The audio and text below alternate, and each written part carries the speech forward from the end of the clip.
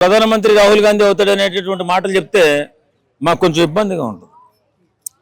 ఇక్కడ ఉన్నటువంటి స్థానికంగా నువ్వు గెలవడానికి ప్రయత్నం చేయి, నువ్వు ఇచ్చిన హామీలు నిలబెట్టుకోవడానికి ప్రయత్నం చేయి, అద్భుతంగా ప్రజల మనసులు గెలుచుకోవడానికి ప్రయత్నం చేయి.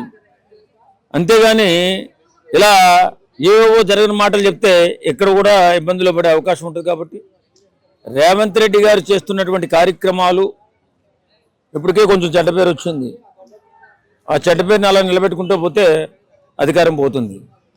అధికారం పోయిన తర్వాత నువ్వు చెప్పిన మాటలన్నీ గాలిలో కలిసిపోతాయి. కాబట్టి రేవంత్ రెడ్డి గారు ఎప్పటికైనా మీరు గ్రౌండ్ లెవెల్కి వెళ్ళండి, మీ నాయకులను పంపించండి. ప్రజల కష్టాల్లో ఉన్నారు. ఇచ్చినటువంటి హామీలు రైతు రుణమాఫీ పూర్తిగా జరగలేదు, రైతు భరోసా ఎకరానికి 12,000 రూపాయలు పూర్తిగా జరగలేదు, అలాగే రైతు కూలీకి 12,000 రూపాయలు ఇంకా అందలేదు.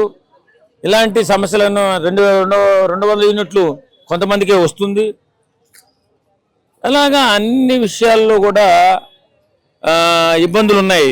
ఇవన్నీ కరెక్ట్ చేసుకోవడానికి మీకు ఇంకో 2 సంవత్సరాలు టైం పడుతుంది. ఈ లోపల టైం అయిపోతుంది.